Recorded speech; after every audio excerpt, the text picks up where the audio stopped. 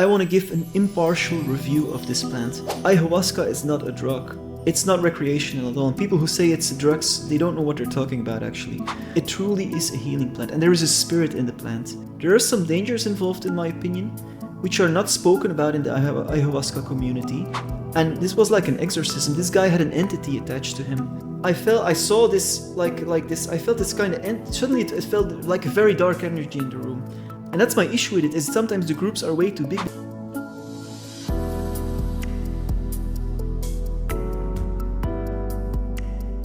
So hi everybody, welcome to this video. My name is Jens Pateu, and today I want to talk about ayahuasca. Now, there has been a lot said and written about ayahuasca, but I want to give an impartial review of this plant. I did it 7 years ago, I haven't done it since. And I don't do it again for specific reasons I will go into in this video. But I want to give an honest review because there are good things about ayahuasca. And the skeptical people ignore the good things. But then there are also not so good things in my opinion, or dangerous things, which the proponents ignore.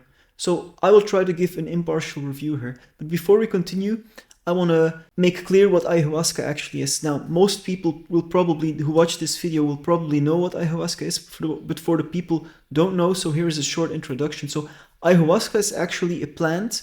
It's not a plant, it's a psychoactive brew that is a combination of two plants which are cooked together for hours. So one plant is actually an MAO inhibitor, and the other plant contains the DMT, which creates the psychoactive effect. And these plants are cooked together for hours. So it's crazy when you think about it that, you know, ayahuasca has been used for thousands of years, that, you know, these shamans of thousands of years ago knew how to combine exactly these two plants out of the thousands plants in the rainforest, cook them for hours to create this psychoactive effect, you know, which is really interesting. So the reason they put these two plants together is because now science today knows this, is because DMT gets broken down in the digestive system. So you need an MAO inhibitor that, you know, takes care that the DMT is not broken down, so the DMT can reach the brain and you have the psychoactive effect. You know, ayahuasca can also be made from different plants, and it's also called ayahuasca. They can put any plant in there which contains the MAO inhibitor and any plant which contains the DMT, but usually what they use for the DMT containing plant is a lion, and it's called the Banisteriopsis capi. It's a difficult word, and that's usually the main one they use, but you know, ayahuasca can be made from different plants. So I will talk a bit about my own experience. And one of the first things I want to say is that ayahuasca is not a drug. It's not drugs at all. It's not like cocaine or something. It's because, you know, it's very deep. When you take it, you are really confronted. It's a healing plant. And the taste is so harsh that it would never be able to be used as a party drug, because it's really quite something to drink. You really have to. Your body fights it actually because it's so harshly tasting. It's very bitter, very woody, and anybody who drank it will know what I mean. And also the effects are not conducive to recreational drug use at all, because you really, you know, you get really put down. You have to lay down. It's not recreational at all, because you can get confronted with your own demons, you know, your own shadow, which is part of the healing process. So it's not recreational at all. And people who say it's drugs, they don't know what they're talking about actually. So the positive thing of ayahuasca is that it is a healing plant. It truly is a healing plant, and there is a spirit in the plant. And you can communicate with the plant spirit, and the plant spirit teaches you things. So that is true. I have to be impartial. That is absolutely true, and it can create healing. I'm not saying it will create healing. I'm not saying that is the path you have to take, because there are some dangers involved in my opinion, which are not spoken about in the ayahuasca community, which I will address in this video. So, but the good thing is it is a healing plant, and I've had some healing effects from this plant. You know, there is truly an intelligence that knows how to heal, that goes into your body, that shows you certain things. For example, it can show you things from your childhood that you, for example, have to look at for healing. It can help you detox, for example, the purge when you have to vomit. It can, you know, release certain parasites or release certain toxins. That is absolutely true, because my own experience with this is, you know, I used to be a smoker, like a chain smoker. And back in 2008, this is like 18 years ago, when I first took it, it was actually healing my lungs, and it said to me, like, not that I didn't know that, it said to me, the cigarettes, they're no good, and it showed me, like, these cigarette machines that are in cafes, and the ayahuasca said to me, like, all these tobacco companies are vying for your attention. They change their product, their taste a little bit to get you hooked to it. And it's a commercialization of the tobacco plant, it said to me.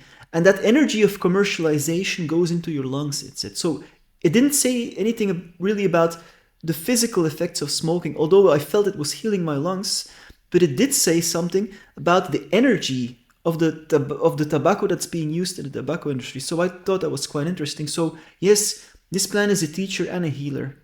That is absolutely true. And I've had so many instances of things being shown or things being revealed to me under ayahuasca that were kind of interesting. And I've experienced the healing effect, which is really a positive thing.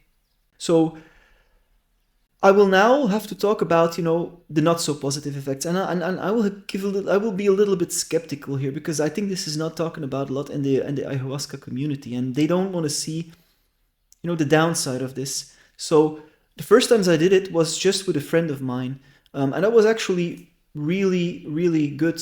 And then the second time I did it, I said I want to do it with like real shamans. And in Peru, but that was not available yet. So I did it, in Holland, where it is legal, in a group setting. And the first time I did it was really nice. I was a little bit skeptical, because under the influence of these psychoactive plants, you were really sensitive to energies and you were really open. So I was like, I never did it in group, but I was like, is this going to be okay? And it was okay. But then the second time, it wasn't okay anymore. And there was the second time I did it in a group setting. There was this guy, and to each his own. I don't want to be critical of anybody, but and I sensed a really weird energy around him, and I was like, I felt something was off, and I was like, okay, because in an ayahuasca you lay like in a circle, and everybody lays in this circle. So I was like, I don't want to. My intuition was like saying, don't lay next to this guy. So I looked where he was, and then I shotgunned for the place that was as far away from him as possible. Don't know why, but I did it. So, and I soon knew why, because when the ceremony started, this guy started like making really weird sounds, and it got worse and worse. And you got to understand, you're under the influence of the ayahuasca, so every movement, every sound, every energy is you really feel it deeply, because you're very open. And this guy started screaming, and before I knew what was happening, I realized what was happening. And this was like an exorcism. This guy had an entity attached to him. And I felt like the ayahuasca was trying to drive this entity out of him. And this guy, it was like a scene from The Exorcist. I mean, I won't repeat it, but it was screaming, like hellish screaming. It was horrible, honestly. And of course, I couldn't enjoy the experience, because, even if you were sober, you wouldn't be able to enjoy the experience. But if you're under ayahuasca, and it's 10 times worse. So then what I felt happening, I was just, screaming and bouncing, and so very, very, very uncomfortable. But then I saw this, like this, I felt this kind of, suddenly it felt like a very dark energy in the room. And I felt this kind of entity coming out of this guy who had like this exorcism. And I felt this entity floating in the room. And was like, and I honestly, at that point, because you're under ayahuasca, this was the first time I experienced something like this. It was also learning, maybe less involved for me there, but I got a little bit scared. And I think the entity sensed that I was a little bit scared, and it came over to me. Now, afterwards, when I talked to the shaman who led it, to the Dutch shaman who led it, the other people didn't notice the entity, but me and the shaman noticed the entity.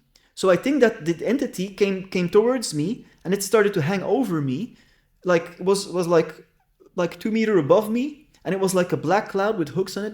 It was pretty creepy. And I lay there and I was like, oh my God, what is happening? So I felt the danger. It was a dangerous situation. And then I called upon, the angels, the guides, and I felt this light coming in and swooped the entity up. Now, the shaman afterwards told me the exact same thing I perceived. So we both perceived the same thing. So I actually got confirmation, but other people didn't perceive it. So I think that entity came to me because they live of fear, right? These darker entities, because I could perceive it, and I was actually a little bit afraid. So I felt it was a dangerous situation. So That's the one thing. If you do it in group, you never know what other people are going to carry. And there might be dangerous situations, because I've heard so many stories of people having an entity attachments after they've taken ayahuasca. Now that's the negative side of it. And that's something proponents usually ignore. But I've heard so many stories. Like the woman who was leading it in Holland, she said she took DMT, like rapé, during one session, and she had an entity attachment, and she suddenly, got suicidal thoughts, and she was never suicidal because she had an entity attachment, and then she had to get that entity removed. And there's so many people who report these stories of having entity attachments, of being not in a safe space. And even when the shamans are really well-meaning, like these people were, and really professional, even then that's no guarantee, so there's a danger there. So I kind of perceived that danger. So, but then of course I was like, okay, I still want to do it in Peru, with a friend, with real shamans who come from a lineage there. So a little bit later, I went to Peru. And when I was in Peru, I could feel like, when doing my meditations in the morning, I could feel like some part of myself was like resisting a little bit. And I was like, why is this? Because I was like, I'm doing the good thing here. I'm going to Peru. I'm going for healing. Because that's what you do it for, right? So, and it was a series of five sessions. And I immediately felt the same thing again. Like there were 20 people. We were laying very close to each other. And the shamans were really good. They were of the light. But there was so much energies. There were 3 or 2 shamans. If there's 20 people under ayahuasca, it's like an energetic orgy, There's so many things happening. The shamans can't control it all. And that's my issue with it, is sometimes the groups are way too big, because these shamans, even if they're of the light, they're running a business, right? The shamans I went to were of the light. They were nice people. I felt their light. They were true, authentic healers. But there's 20 people there, and they have to make money because they're running a business too, right? The people were being very close to us. I could feel like I was laying very close to another person. I could feel all the energies of the other person. I really had a hard time going into my own space. And then people under ayahuasca say, the people say, yeah, but that's part of your journey. It's part of your journey. I tend to disagree, They say, oh, it's because you had to experience it. It's part of your lesson. Well, I tend to disagree, Because if you go to a war zone and there's bombs falling next to you, okay, then are you going to say that's part of your lesson? No, right? Because you have a choice. You always have a choice. You have a choice to decide to join in that. You have a choice to go to a war zone, right? Because it feels like an energetic war zone sometimes. It's like so many things. During those ceremonies, there was really weird things happening. People, one person was like pulling off his pants. He was like probably working out some, childhood trauma. I don't know. But he was like, he just put off his underwear. He was rolling around naked. Weird screams, also people with entity attachments I felt. All in that group of 20. The shamans can't all control it. Like even my friend, he was so tired of all the noise and all the screaming that was going on. He went outside to sit on a bench out of the circle. And the shamans were in panic because I could see that they thought he would like left off in the jungle, right? Because it's very dangerous. It's pitch black. If people leave off in the jungle under ayahuasca, you can't find them again, They might get lost.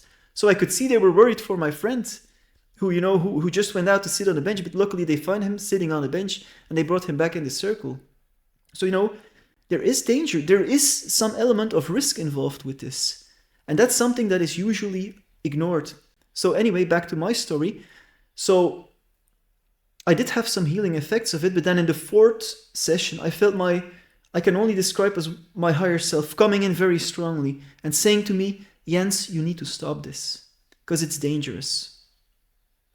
And I actually felt it because I felt like outside of the circle, there were like dark energies around and stuff. And they said to me, you need to stop this because it's dangerous. They said, if you do this again next time, we will not be able to protect you. And that's when I stopped. I listened. I'm not going to do it again ever. So there's the positive side of it, the plant itself. But then I think the way it is organized in modern society, even in Peru, is like with 20 people so close to each other, there is a danger involved. And I've heard it firsthand from people who had entity attachments. So it is a real thing that is happening. So you got to be very, very careful. Also, you got to be very careful is of dark shamans, right? People there's so many stories about, because ayahuasca has become a huge industry. about how some darker shamans abuse women while they're under the influence of ayahuasca, and that is so traumatizing.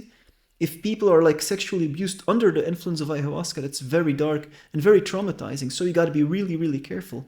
So my advice is, I'm not going to say to people, don't do this or don't do that, but my advice is be extremely careful. It's not worth your energy. And there's also other ways to heal without the help of ayahuasca. There is not one way. There is not one way. Ayahuasca is not the only way. That's just what I want to say.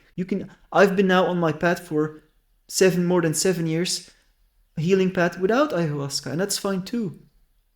And mostly people who feel drawn to this are people with a shamanic background, like in their soul history. But be very, very. I have an issue with doing it in a large group, and maybe it's me. I'm entitled to my opinion, but there are risks involved that the proponents of ayahuasca do not discuss in depth, in my opinion. And that's also why I wanted to do this video. So I hope you guys enjoyed this video. Thanks for watching. If you like this content, please subscribe to my channel and like and share this video. I'll see you next video. Bye bye.